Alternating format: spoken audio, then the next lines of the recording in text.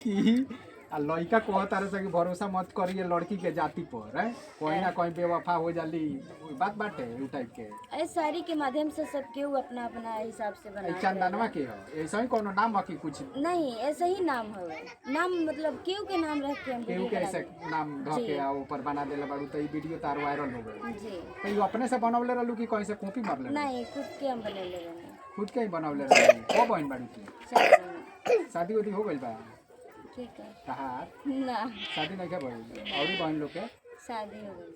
अब तू ही एगो बाचल बाड़ू हम तीसरा नंबर तीसरा नंबर हाँ अच्छा यानी तारा बात भी एक आदमी औरी बाड़े हाँ तो हम चाहे कि कुछ और शायरी वायरी बोलो कि तोहरा के अपना दिल के पेटिया में रख लनी सोना के बोटा समझ के कि तोहरा के अपना दिल के पेटिया में रख लनी सोना के बोटा समझ के आइए राकेश तू हमरा दिल के मार के भचका दे पंचुआना लोटा समझ के पंचमना लोटा बुझे लुका के कहल जाला हाँ अभी के भोजपुरी भाषा में जैसे कि बाथरूम हाँ, में हाँ, रखाला हो हाँ तो वही ई शायरी अपने से बना ले लू हाँ कि केहू बनाओ ना के देला नहीं खुद के हम बनाए नहीं और अपलोड करे नहीं सोशल बड़ा भोजपुरी ठेठ भोजपुरी एकदम बोलो तारुआ ठेठ भोजपुरी तार शायरियो बाटे नहीं तो हम काहे से कि बिहार के रहे वाला हाँ, बानी हाँ, हाँ हमार भोजपुरी शायरी बाटे और भोजपुरी बोली तो कुछ और शायरी सुनाओ को बोले शायरी याद रख ले बड़ी बस 4-5 गो बातें नु हाँ। अच्छा बोल बोला और शायरी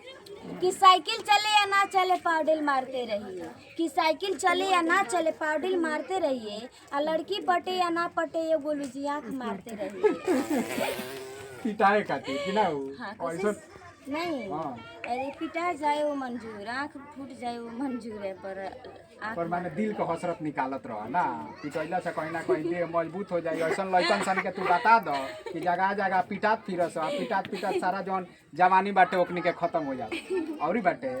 कि थाली में रोटी सजावल बा गिलासे में पानी कि थाली में रोटी सजावल बा गिलासे में पानी आ जब हमारा वजह याद आवेला तो मिट जाला भूख प्यास सारी इहो के वो के ऐसे ही काल्पनिक के नाम बा नहीं ऐसे ही नाम था कि क्यों के नाम से बना देनी वीडियो कैसे केहू के नाम से बना देनी आ केहू ए टाइप के नाम अलग हो यू बुझी को हमरे के कहतारी तो चलतारी नहीं तो कि सब लोग खुश होला और कमेंट भी करेला लोग कि हमरा नाम से और ज्यादा शायरी बनाओ हां कमेंट वगैरह मन लगी देखे होखे लगी अभी देखिए कब अभी 10-15 दिन पहले कमेंट देखत रहनी पर अभी फिलहाल में टाइम नहीं मिलत हवे उससे नहीं की देखा तो ई टोला टपाड़ी के लोग जौन बाटे मान लो कि उतना तो ई पिछड़ल क्षेत्र बाटे तार जी तो तारा के तो इनकर हीरोइन समझत होइए सो तो हम ना जानी सुने जे के ना का ना कहेला हमने के जे नाम पूछनी है सलोनी के तो फट से बता दिया लोग कि मोबाइलो में बोलती है लड़की ऊ है हम कहने का हां ऊ है ठीक बा तो तारा के तो इन्हें बुझत होइलो कि भाई तू तो मान ला कि स्टार हो गइल बाड़ी अब तो हम बता ना सकेनी काहे से कि अभी हमारा दिल में तसल्ली नहीं के कि हम स्टार बन अभी तसल्ली नहीं के होता है ना चला एगो और शायरी बोला तब तारा तसल्ली होई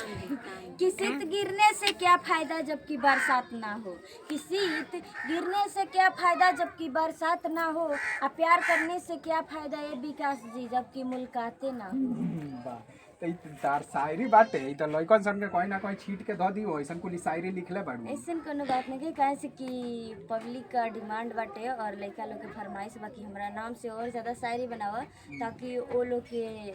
कुछ भेंटो करे चली आवेले सब तू कहत तारू कि मुलाकात ना होई तो बोले फायदा नहीं के नहीं ऐसा कोनो बात नहीं एरिया टाइप के होइया सब ओखनी के नाम धइलू तो कहिया से कि चलो अब लाइन मिल गइल बा क्लियर है ऐसा कोनो बात नहीं कि काहे से कि सब लोग सपोर्ट करेला और कहेला लोग कि और ज्यादा वीडियो बनावा और मेहनत करा हमरा नाम से वीडियो बनावा कल के तो शादी उदी बियाह करबू नु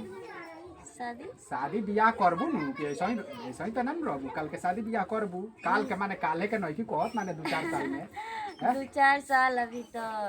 शादी करम पर अभी नहीं अभी ना अच्छा अपना होखे वाला पति खातिर कुछ शायरी लिख के धइले बाड़ी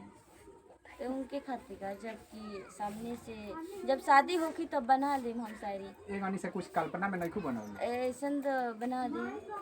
अभी कुछ फिलहाल नहीं है अभी फिलहाल कुछ नहीं के काहे से कि अभी सोचले नहीं की कि कैसन होइए कैसन नहीं। हाँ उनकर करिया हुई कल्पना- कि लंगड़ हुई कैसे नहीं अभी सोचले नहीं की करिया होइए कि गोर होइए कि धवर होइए कि शोकन होइए ना ये बारे में कुछ विचार नहीं कुछ होइए ना ऐसे होइए तो कैसन होइए कुछ दिल में कल्पना बाटे हुई तो हुई अपना माई बाप की हुई। ना ना अभी फिलहाल तार दिल में कुछ कल्पना बाटे कि निर्मोचिया नहीं। होइए कि कैसन होइए अभी ऐसा कुछ नहीं कहा से कि अभी सोचले ही ना बाने कबो मान ले कि सुते होते लू तो ना सोचलू मैं कि भाई हम वो सब ना सोचे नहीं, हम सोचे नहीं बस जे काल का करे के बा, आज का करे के बा और काम को फोकस रहेला हमके। चलो तनी एगो औरी शायरी कह आ इहो का लवाई देख तनी कुली बूढ़ पुरनिया सबे जी जुट गइल बा लोई कहत होइलो कि ई का करतिया हमनी के जमाना में तो ऐसा होत ना रहे हैं? कहाँ भइल बा? कि जाए राकेश तू हमके भूला गइल तभी पगली तोहरा पर ना मरी। कि जाए राकेश तू हमके भूला गइल तभी पगली तोहरा पर ना मरी। आ तू सोचा तारा हमार दिलवा तोड़ के बड़ा पुण्य के काम कइले बानी तो तोहरा दिलवा में प्लास्टिक के पिलुआ पड़ी। वाह जी वाह वाह वाह वाह। ये टाइप के कहबू तो कौनो सटी तरह लगे। अब तो शायरी के माध्यम से बा। शायरी के माध्यम से बाटे आगे चल के तरह का करे के बा? आगे चल के तो हम ये कहना चाहते हैं कि वो सपोर्ट करी लो और हमके भोजपुरी इंडस्ट्री में काम करे। हीरोइन बने के बा? अभी तो हीरोइन लगते नहीं ना ना हीरोइन लागे तो मान ला कि ठीक ठाक ओमे कोनो बात नहीं है तू तो वायरल होइए रहल बाड़ू तो हीरोइन बनबू तो केकर बनबू? पवन सिंह के खेसारी के केकर अब तो हम ना कह सके नहीं कहे से कि अभी सबके केहू के नाम धो दे एक आदमी के कि वो लो तो असली धइले रही नहीं ऐसा कोनो चीज मतलब सबके साथ हमके काम करे के बा।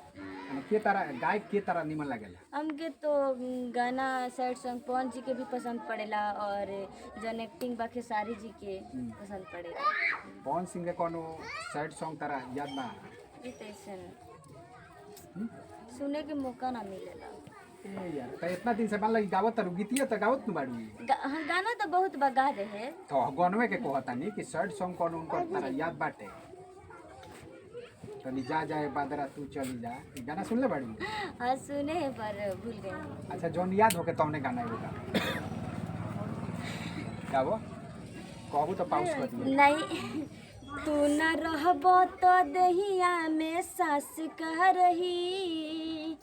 हो, तू न रहबो तो दहिया में सास कह रही, दिलवा ले जइबो राजा तो पास का रही, दिलवा ले जइबो राजा तो पास का रही। वाह वाह ई तार शायरी जौन बा गीत वगैरह बा बड़ा कुछ संदेश दे रहल बा ठीक बा। केहू से पूछे के ना चाहिए बा कि पूछ लेता नहीं तरह से ठीक बा। केहू से तारा कुछ इधर उधर अफेयर रहल बा का? नहीं ऐसे तो कुछ नहीं। माने तार जौन गीत बा गौनई बाटे आ जौन शायरी बाटे वही तरफ इशारा कर रहल ई जमाना के देखते हुए एमे से पहले हाँ जमाना के देख के तो कुछ ना कुछ ई जमाना में ढेर अनेरिया बाड़े सब उहे पसंद करी है ना? नहीं अब तो हमें नहीं बोल सकते अनेरिया नहीं अनेरिया मतलब बुझे लू बुझे नहीं का? मतलब जो ज्यादा दुगलाई करेला और ना आगे नाथ ना पीछे पागल। हां बीच बाजार में नाचे गादा ना छठ आ गइल बाटे जी। छठ के गाना गा देबू हैं तनी उ गाना गावो तो छठ के बढ़िया से आई देख तारा घर के सबे लोग बैठल बाटे जी ठीक बा आ तू छठ के वो गाना गावो। का चाही बस के बहंगिया बहंगी लचकत जाए, का चाही बस के बहंगिया बहंगी लचकत जाए, बहंगी लचकत जाए। बता दिलो एक दो लाइन और बताई लो नहीं जानर हो ये रे बटोरिया बहंगी के करा के जा केगा नी बा नहीं गादे वोट पर गेले। तो